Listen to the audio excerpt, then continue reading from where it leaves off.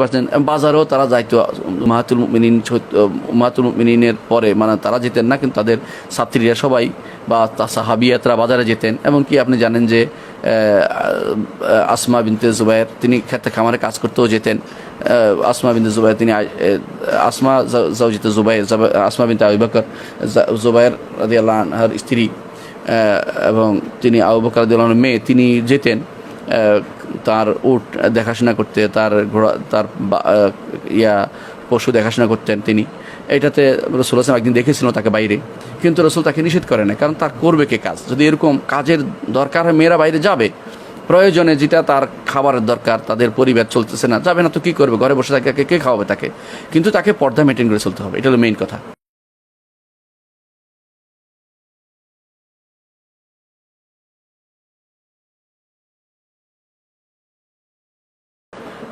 জি, সহশিক্ষা ব্যবস্থায় শিক্ষকতা করা যাবে যদি শিক্ষকতার এর চেয়ে উত্তম জায়গা আপনি খুঁজে না পান, এবং সেখানে থাকলে যদি আপনার দ্বারা উপকার হয়, অর্থাৎ আপনি তাদেরকে পর্দার মধ্যে রাখার জন্য ব্যবস্থা করতে পারেন, তাদেরকে দিনের দিকে ডেকে আনতে পারেন, এরকম অবস্থা থাকলে আপনি করতে পারবেন।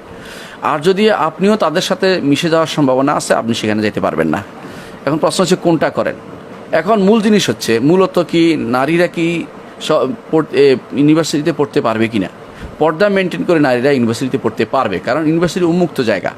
উন্মুক্ত জায়গাতে ইসলাম কখনো ভেদ করতে, আলাদা করতে বাধ্য করে নাই। হ্যাঁ, আলাদা হওয়া উচিত, নারীদের যেমন আলাদা সালাত, মেয়েদের আলাদা সালাত, পুরুষদের আলাদা সালাত পড়ে, কিন্তু তারপরেও সালাতের ক্ষেত্রে নারী পুরুষ মসজিদে আসতে পারবে। যেমন মক্কাতে তোয়াফের সময় নারী পুরুষ একসাথে তোয়াফ করে, এবং তারা আরাফা, মুজদালিফা সব জায়গাতেই চলাফেরা করছে, একই রোডে, কোনো বাধা হচ্ছে না। আপনি বুঝতে পারছেন বাজারেও তারা যাইতো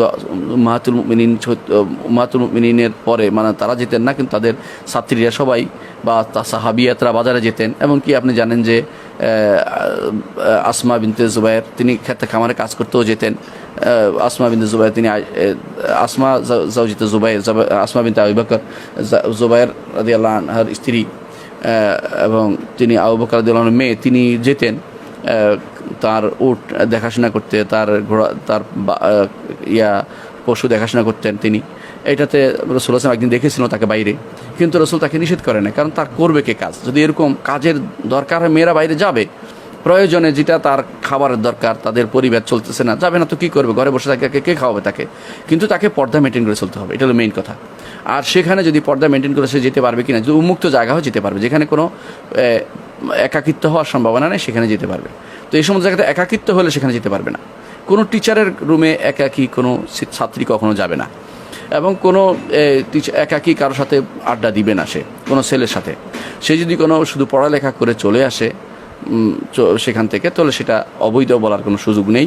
হ্যাঁ, তারপরেও আমরা বলবো পর্দা মেনটেন তো অবশ্যই করতে হবে, তারপরেও আমরা বলবো যে অবশ্যই আলাদা ব্যবস্থা থাকা উচিত।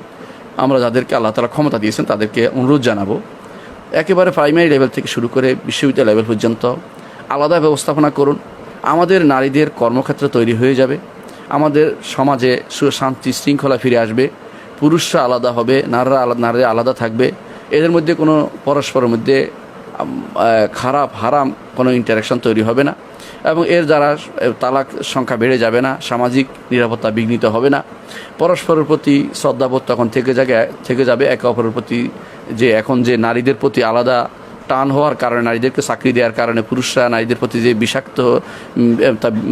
বিরক্ত হচ্ছে, এবং নারীদের কোটার কারণে পুরুষরা চাকরি পাচ্ছে না, বিদেশে গিয়ে আমাদের ছেলেরা কষ্ট পাচ্ছে, এবং তারা সেখানে গিয়ে এমন চাকরি করছে যে চাকরি কোনো মানুষ ভালো অবস্থাতে কখনো তো দেশে সে কখনো করতো না, সেখানে তারা কষ্ট করছে, অথচ দেশে তার নারী আবার আরেকজনের সাথে চলে যাচ্ছে, কত রকমের অঘটন ঘটে যাচ্ছে। এ সবই থেকে মুক্তি পেতে পারত যদি আপনি নারী পুরুষকে আলাদা চাকরির ব্যবস্থা করতে পারতেন। যদি প্রাইমারি মেয়েদের জন্য আলাদা হতো, যদি উচ্চ প্রাইমারি মেয়েদের জন্য আলাদা হতো, যদি পুরুষ ছেলেদের জন্য আলাদা হতো, তাহলে নারীদের কর্মক্ষেত্র বেড়ে যেত, এবং নারীরা সেখানে নির্দ্বিধায় বিনা সমস্যায় তারা কাজ করে যেতে পারত।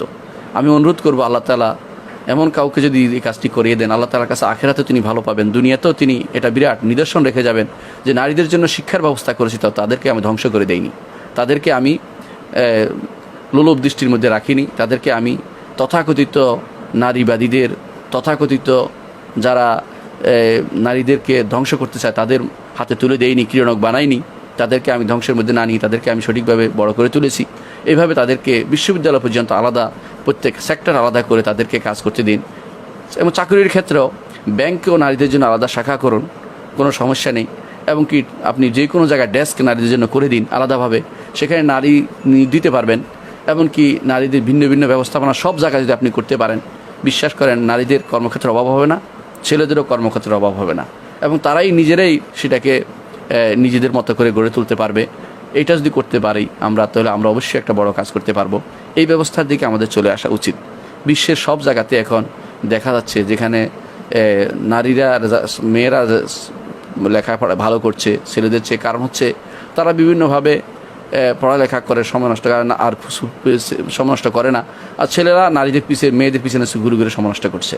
এ কারণে ছেলেদের পড়ালেখা হচ্ছে না। যদি তারা সে সুযোগ না পেত তাহলে এই সমস্যাটা আর তৈরি হতো না। এই জন্য আমাদের উচিত হবে আলাদা ব্যবস্থাপনা করে দেয় প্রত্যেকটি জিনিসের। আল্লাহ তাআলা যেভাবে তাদেরকে দেখার অনুযায়ী আলাদা করে দিয়েছেন, কথা বলেছেন, এখানে আলাদাই রাখা উচিত। এখানে এক করার কোনো সুযোগ নেই। যারা মনে করে যে জেন্ডার ডিসক্রিমিনেশন করা হচ্ছে, এই জাতীয় কথা বলে, তারা ইসলামের কথা বলে না, তারা কুফরির কথা বলে।